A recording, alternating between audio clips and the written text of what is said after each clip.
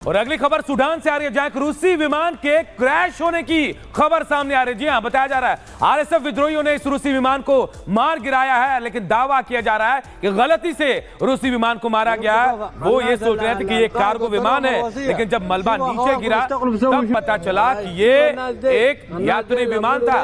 तस्वीरें में आपको दिखा रहे हैं, उत्तरी दारफुर प्रांत के अल मखला में रूस के विमान IL-76 को आरएसएफ विद्रोहियों ने मार गिराया। उन्होंने कहा कि गलती से विमान को निशाना बनाया गया। आरएसएफ विद्रोहियों ने शुरुआत में कहा कि कार्गो विमान सूडान मिलिट्री उन पर बमबारी करने जा रही, तभी उन्होंने उसे मार गिराया, लेकिन बाद में विमान का मलबा जैसे जमीन पर गिरा तब उन्हें पता चला कि ये यात्री विमान है जो UAE से एक कंपनी की तरफ से इस्तेमाल किया जा रहा था। उधर रूस की तरफ से कहा जा रहा है कि वो विमान गिरा जाने के दावे की छानबीन कर रहा है। तो तस्वीरें भी हम आपको दिखा रहे हैं, देखिए।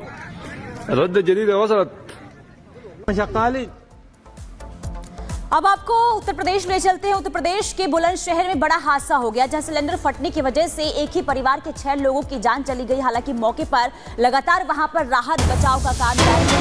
हादसे की वजह से जो मकान है वो पूरी तरीके से क्षतिग्रस्त हो गया है, जमींदोज हो गया है। एक बड़ा हादसा हुआ और जैसे ये जानकारी प्रशासन को लगी, प्रशासन की टीम मौके पर पहुंचती है। कोशिश ये की जाती है कि मलबे में जितने लोग फंसे हैं उन्हें जल्द से जल्द बाहर निकाला जाए। ये तस्वीर हम आपको दिखा रहे हैं, दर्दनाक ये तस्वीर, और उत्तर प्रदेश के बुलंदशहर की तस्वीर है, जहां सिलेंडर फटने की वजह से बड़ा हादसा हुआ, दर्दनाक हादसा हुआ। इसमें 6 लोगों की जान चली गई है। एक ही परिवार के 6 लोगों की जान जाने की खबर सामने आई और इसके बाद इस हादसे में 10 से ज्यादा लोग घायल चल रहे हैं, जिन्हें अस्पताल में भर्ती कराया गया है, इलाज जारी है। लेकिन इस बड़े हादसे के पीछे सिलेंडर फटने की वजह सामने आई है। तो जब यह हादसा हुआ, परिवार के लोग घर में मौजूद थे, क्योंकि शाम 8:30 बजे का समय था जब हादसा हुआ।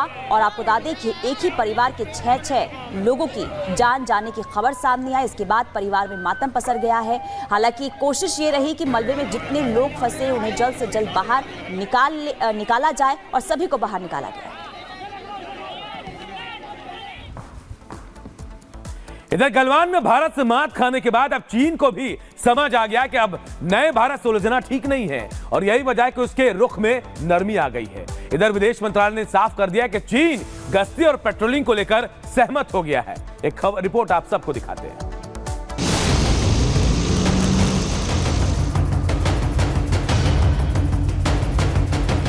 भारत और चीन वास्तविक नियंत्रण रेखा यानी कि LAC पर गश्त फिर से शुरू करने के समझौते पर पहुंच गए हैं। समझौते के बाद पूर्वी लद्दाख के देप्सांग और डेमचो क्षेत्र में दोनों पक्ष फिर से पेट्रोलिंग करेंगे। LAC से दोनों देश अपनी सेनाओं को भी पीछे हटाएंगे। Over the last several weeks, Indian and Chinese diplomatic and military negotiators have been in close contact with each other in a variety of forums. And as a result of these discussions, agreement has been arrived at on patrolling arrangements along the line of actual control in the India-China border areas, leading to disengagement and a resolution of the issues that had arisen in these areas in 2020. Patrolling के लिए सहमति बनने का ये बड़ा घटनाक्रम तब हुआ जब प्रधानमंत्री नरेंद्र मोदी मंगलवार से शुरू हो रहे 16वें ब्रिक्स सम्मेलन के लिए रूस जा रहे हैं। संभावनाएं जताई जा रही है कि कजान में ब्रिक्स शिखर सम्मेलन के दौरान चीनी राष्ट्रपति शी जिनपिंग के साथ द्विपक्षीय बैठक भी हो सकती है। 2020 में गलवान में हुई झड़प से पहले भारत और चीन के बीच टकराव का जो भी कारण था, उनका हल तलाशने में महीनों से दोनों पक्षों की तरफ से महत्वपूर्ण प्रगति की गई। समझौते के बाद भारतीय सैनिक उन पेट्रोलिंग पॉइंट पर जा पाएंगे जो विवाद का कारण थे। अब तक एक धारणा थी कि उभय पक्ष जब पेट्रोलिंग के लिए जाते हैं तो ऐसा ना हो कि पेट्रोलिंग पार्टी आपस में ही कंफ्यूज होकर मिसअंडरस्टैंडिंग के तहत एक दूसरे पर फायरिंग कर दें।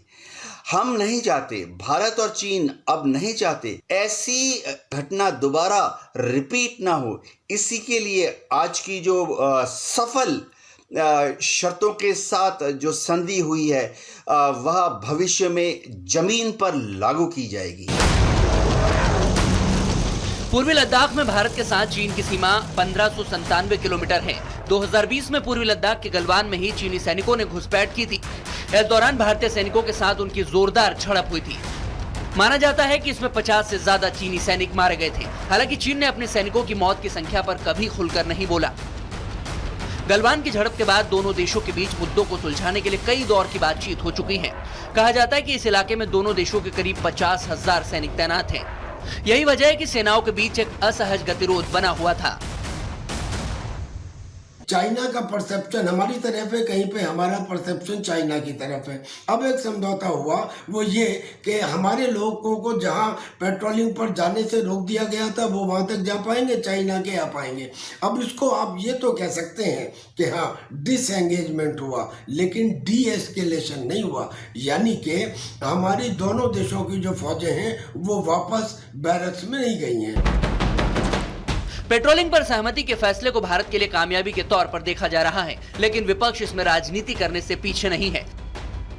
AIMIM के अध्यक्ष असदुद्दीन ओवैसी ने कहा है कि हमें सीमावर्ती इलाकों में डिसएंगेजमेंट की शर्तें भी जानने की जरूरत है। डोकलाम में हमने जो देखा उसकी पुनरावृत्ति नहीं होनी चाहिए। झड़प के बाद PLA ने क्षेत्र में स्थायी उपस्थिति हासिल कर ली थी।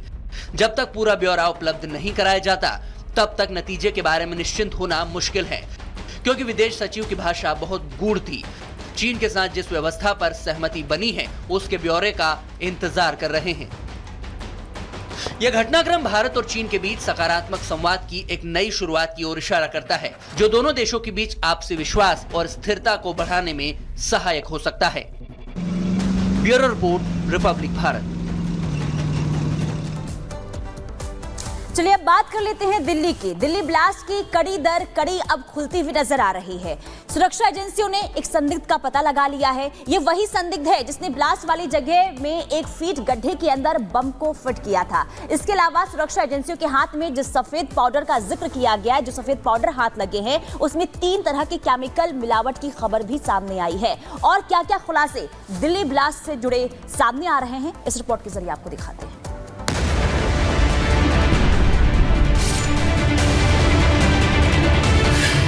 दिल्ली ब्लास्ट का केमिकल कनेक्शन,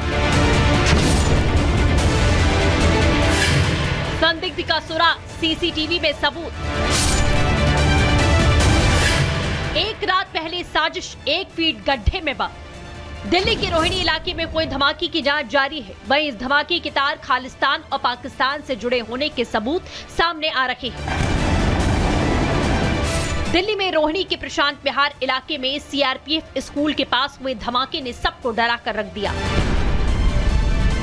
बस राहत की बात यही रही कि इस बम धमाके में कोई हताहत नहीं हुआ। रोहिणी इलाके में हुए इस बम धमाके का वीडियो भी सामने आ गया। धमाका कितना जोरदार था, इस वीडियो को देखकर साफ पता चल रहा है। आपको बता दें, धमाका कल सुबह 7:50 पर हुआ था। दिल्ली पुलिस ने बताया कि इस ब्लास्ट से स्कूल की दीवार, पास की दुकानें और एक कार को नुकसान पहुंचा। वहीं एजेंसियां सैकड़ों कैमरे खंगाल चुकी हैं। घटना से पहले का भी सीसीटीवी एजेंसियों के हाथ लगा, जिसमें एक संदिग्ध नजर आया।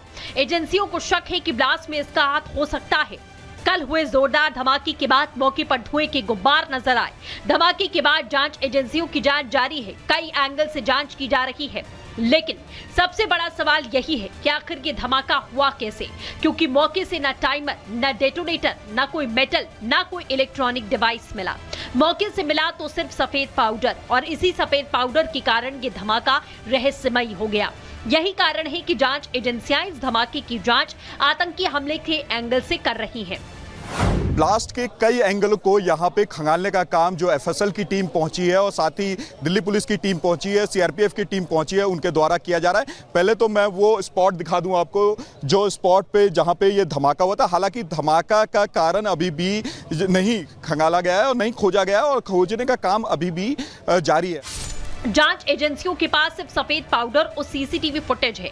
इसी के सहारे जांच आगे बढ़ रही है। दिल्ली में धमाके की खबर पुलिस को देने वाले नरेंद्र कादियान से रिपब्लिक भारत की टीम ने बात की, जिसमें उन्होंने पूरी कहानी बयां की। ये 6:30 बजे मैं अपनी सीट पे बैठ के काम कर रहा था। मेरे सामने CRPF का ग्राउंड है, बड़ा अच्छा माहौल रहता है। बाबा रामदेव मेरे को कई बार याद आता है, प्राणायाम करो, लोम विलोम करो, तो अच्छी हवा थी, अच्छा वातावरण था। तो 7:30 बजे के आसपास थोड़ी हलचल सी मेरे को महसूस हुई। मैंने अपनी मिसिज को कहा भी चाय बना दे, चाय पी लिया। तो उस टाइम 7:40, 7:45 के आसपास बहुत तेज़ धमाका हुआ। धमाका इतना कि मतलब ज़मीन हिल गई। ये मेरी खिड़की है, खिड़की में कंपन था और ये 500 मीटर से ज़्यादा है, तो इतनी दूर उसका असर पड़ा। तो जब ये सीआरपीएफ स्कूल के 4 दीवारी के परली तरफ रोड की तरफ ये धमाका था और वहाँ एकदम धुएं का गुब्बारा जब उठा तो मैंने सोचा भी ये तो बम ब्लास्ट है, इसका वीडियो बनाओ। तो मैंने उसका वीडियो बनाने के बाद पुलिस प्रशासन को भेजा। 112 मैंने कॉल की। 112 नंबर पे 7:47 पे पुलिस का रिकॉर्ड कहता है कि मेरी कॉल उनको गई। तो पुलिस प्रशासन एक्टिव हो गया और उन्होंने बड़े अच्छे तरीके से कोऑर्डिनेट किया और जो पुलिस की फायर ब्रिगेड की वो सब गाड़ियां मौके पर हलचल शुरू हो गई। 10 मिनट में फायर ब्रिगेड और डॉग स्क्वाड सारे यहाँ पे मौके पे थे।